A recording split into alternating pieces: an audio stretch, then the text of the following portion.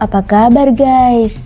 Pada kesempatan kali ini, aku akan melanjutkan pembahasan alur Donghua seri Zetianji kemarin. Di part kali ini, kita akan melihat pertarungan antara Chang Sheng melawan para pendekar yang menantangnya dalam suatu pertarungan untuk mempertahankan harga diri Akademi Ortodoks. Akankah Chang Sheng mampu untuk melakukannya?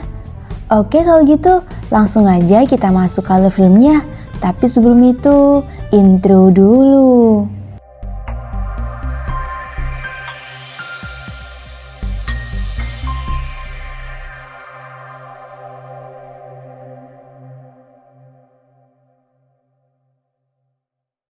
Di part sebelumnya, kita telah melihat kalau permaisuri ilahi mengetahui jika Chang Sheng dan Shurong pernah bersama di dunia Zoyuan. Berpindah pada Zotong, rupanya mendapatkan laporan dari tangan kanannya yang mengabarkan kalau Taoshi ternyata memiliki 2 murid. Sontak Zotong sangat kesal lantaran ia menjadi bingung mengenai siapa Pangeran Zoming yang sebenarnya. Pagi itu, terlihat Chang Sheng dan Tang Tang sedang berdiskusi mengenai Chang Sheng yang tidak peduli kepada jabatan.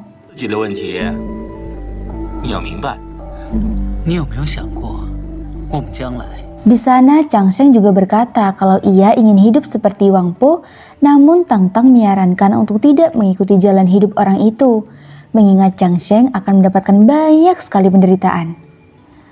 Melihat kelakuan Tang Tang, Chang Sheng lalu mengatakan kalau ia sangat mirip dengan Suli. Di lain sisi, terlihat Zotong sangat terkejut ketika mendapatkan informasi kalau Chang Sheng telah berhasil mengalahkan Xu He. Ia sangat khawatir kalau keberadaan Chang Sheng akan membuat reputasi keluarganya semakin buruk.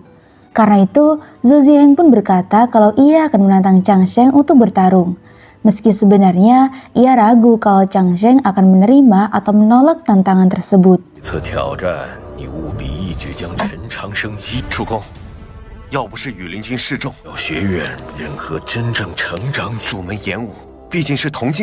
Keesokan paginya, saat Tang Tang akan pergi mencari sarapan, ia bertemu dengan Zhou Ziheng yang ingin menyampaikan tantangan itu. Akan tetapi, ternyata Tang Tang dengan sengaja malah mengabaikannya. Sontak Zhou Ziheng pun sangat kesal dengan perlakuan yang telah ia terima. Alhasil, terjadilah cekcok di antara mereka berdua. Tak berselang lama, Chang Sheng pun akhirnya muncul. Ia lalu menyuruh Xu Yanpo untuk membawa Tang Tang pergi.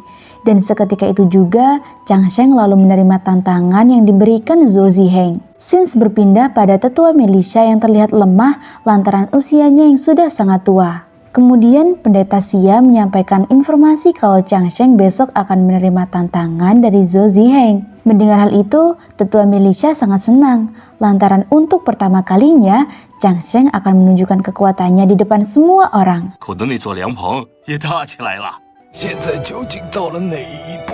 Malam harinya, pendeta Xia membawa Chang Sheng menemui tetua militia. Di sana, Chang Sheng diminta oleh tetua militia untuk memenangkan pertarungan tersebut. Tetua militia juga mengatakan kalau semua yang ia lakukan selama ini hanya untuk kebaikan Chang Sheng. Setelah Chang Sheng pergi, tetua militia kembali melihat catatan prestasi Chang Sheng yang membuatnya sangat bangga kepadanya. Di saat yang bersamaan, Chang Sheng secara kebetulan bertemu dengan Paus yang juga ingin mengunjungi tetua militia. Alhasil, Chang Sheng pun menanyakan tentang sikap Paus yang tiba-tiba mengubah pandangannya kepada permaisuri ilahi dan keluarga kerajaan. Karena itu, Paus pun berkata kalau dunia ini telah berubah dan mereka memiliki tanggung jawab tersendiri atas apa yang mereka percayai.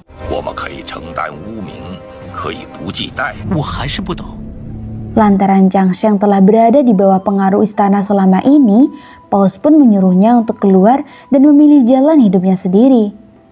Tak lama kemudian, terdengar suara lonceng berbunyi, dan Chang Sheng akhirnya sangat terpukul saat mendapatkan informasi kalau tetua militia telah meninggal dunia. Dengan perasaan yang sangat gelisah, Chang Sheng pun berjalan kembali ke Akademi Ortodoks. Sesampainya di sana, Lolo lalu bertanya kepada Chang Sheng mengapa ia tidak ikut berduka cita. Karenanya, Chang Sheng pun berkata kalau ia harus mempersiapkan diri untuk memenangkan pertarungan besok, karena hal itu adalah yang diinginkan oleh tetua militia.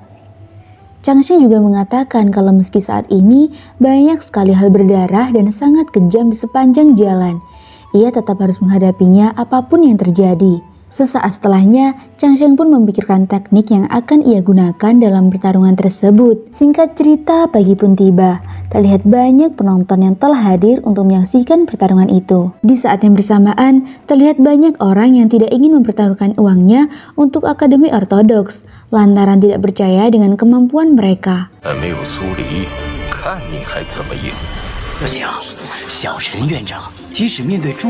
Sedangkan Chang Sheng akhirnya muncul dan siap bertarung dengan Zhou Ziheng.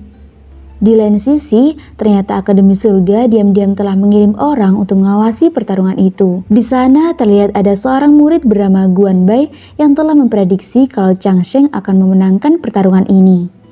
Karenanya, sang guru pun bertanya mengapa Guan Bai berkata demikian. Guan Bai lalu mengatakan kalau ia harus objektif menilai pertarungan tersebut mengingat di masa depan Chang Sheng akan menjadi lawannya. Untuk itu Guan Bai berencana akan menemui Chang Sheng sebelum ia pergi ke Yongshu Guan untuk menjaga perbatasan dari para iblis. Kembali pada pertarungan Chang Sheng yang terlihat sangat seru sekali.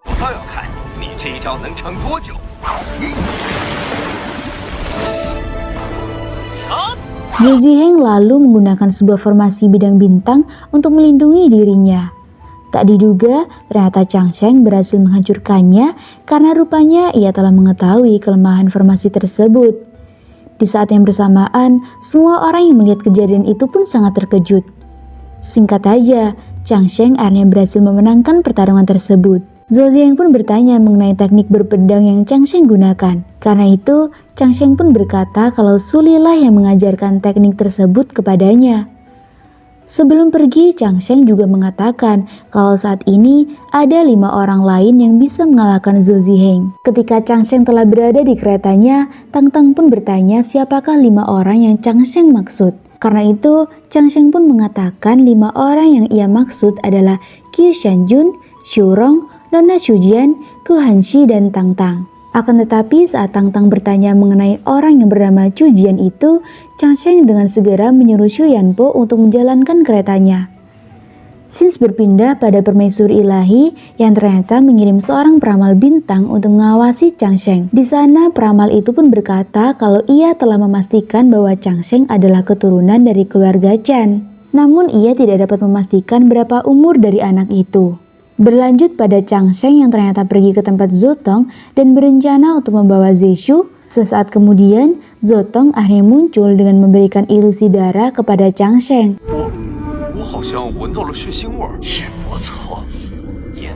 Di sana dengan segera, Chang Sheng pun mengungkapkan maksudnya datang ke tempat itu. Tapi Zotong malah berkata untuk bisa membawa Zeshu pergi, Chang Sheng harus mendapatkan izin dari permaisuri ilahi ataupun surat dari Departemen Pidana dan Kuil Dali. Karena itu, Chang Sheng pun mengatakan kalau ia mengetahui bahwa penangkapan yang dilakukan oleh Zotong merupakan kehendaknya sendiri dan tidak mendapatkan perintah dari kedua tempat tersebut. Alhasil Zotong pun berdalih kalau penangkapan yang ia lakukan lantaran Zeshu dituduh telah bersekongkol dengan klan iblis. Mendengar hal itu, Chang Sheng pun berkata kalau ia juga dituduh melakukan hal yang sama dengan Zeshu. Karenanya, Chang Sheng pun memberi pilihan Zotong untuk mengeluarkan Zeshu atau sekalian menangkapnya juga. Chang Sheng mengancam akan bertarung dengannya jika Zotong masih tetap bersikukuh dengan keputusannya tersebut. Tak berselang lama, mereka mendapatkan kabar kalau pasukan dari Akademi Ortodoks pergi ke tempat itu. Rupanya pasukan tersebut telah diperintahkan oleh Cheng Liuang Mao Qiuyu. Di sisi lain, Zotong bercerita bahwa dahulu adiknya pernah dibunuh oleh seorang pria bernama Wang Ye. Untuk itu ia pun mengumpulkan bukti agar ia bisa memberikan keadilan kepada adiknya. Namun saat akan membawa bukti tersebut menuju istana, ia dihadang oleh permaisuri ilahi yang meminta Zotong untuk membatalkan niatnya dan menerima semua ini sebagai proses kedewasaannya. Dan benar saja, setelah Zotong menjadi pejabat kerajaan, ia akhirnya berhasil menangkap seluruh anggota keluarga Wang Ye.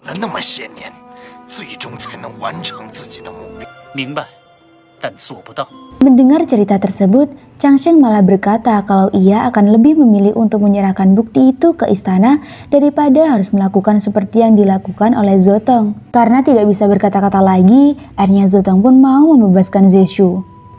Sesaat setelahnya, Pendeta Xia pun pergi menemui Zotong untuk menyerahkan dokumen Changsheng yang telah dibaca oleh tetua milisya sebelum sepeninggalnya. Di sana, Zotong kemudian berkata kalau keberadaan Changsheng mengingatkannya kepada legenda Chen Xuanba.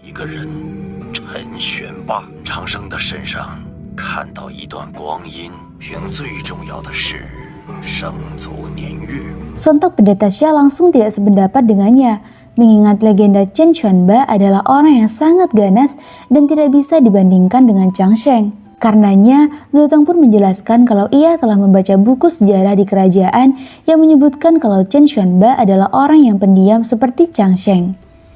Sore harinya, terlihat Zotong sudah membaca laporan penyelidikan yang dilakukan oleh permaisuri ilahi terkait keberadaan dari Pangeran Zuming. Karena itu, ia pun berencana untuk segera mencari dan membantu menghabisinya. Di sisi lain, Changsheng yang sedang dalam perjalanan kembali ke akademi sangat terkejut lantaran melihat tubuh Zeshu dipenuhi dengan luka. Untuk itu, Changsheng pun meminta maaf atas apa yang telah terjadi pada temannya tersebut.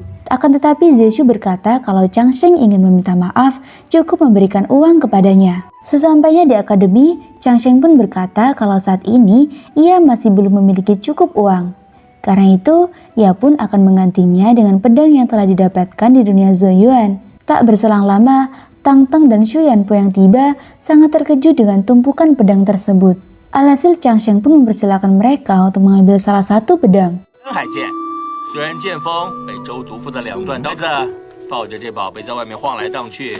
Di saat yang bersamaan, Tang Tang ternyata memiliki maksud tersendiri untuk mengambil beberapa pedang yang akan ia sembunyikan. Sedangkan Zeshu rupanya menginginkan sebuah pedang iblis. Keesokan paginya, Tang Tang pun pergi untuk memberikan tantangan.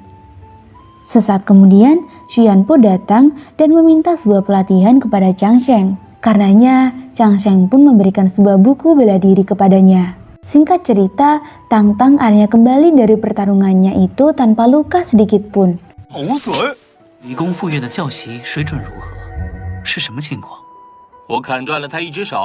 Sins berpindah pada Zugong yang ternyata berencana untuk membuat Changsheng bertarung hingga ia mengotori tangannya dengan membunuh.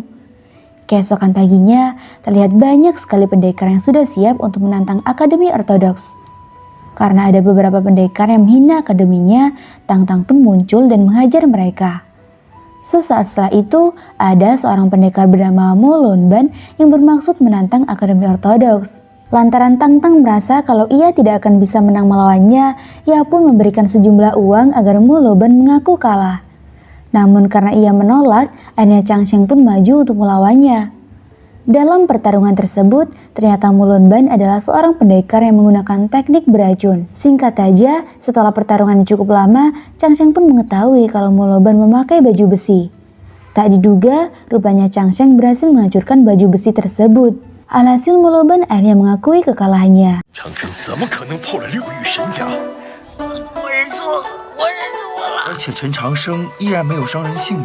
Dan bagaimanakah kelanjutan kisahnya? Akan berlanjut di part berikutnya ya.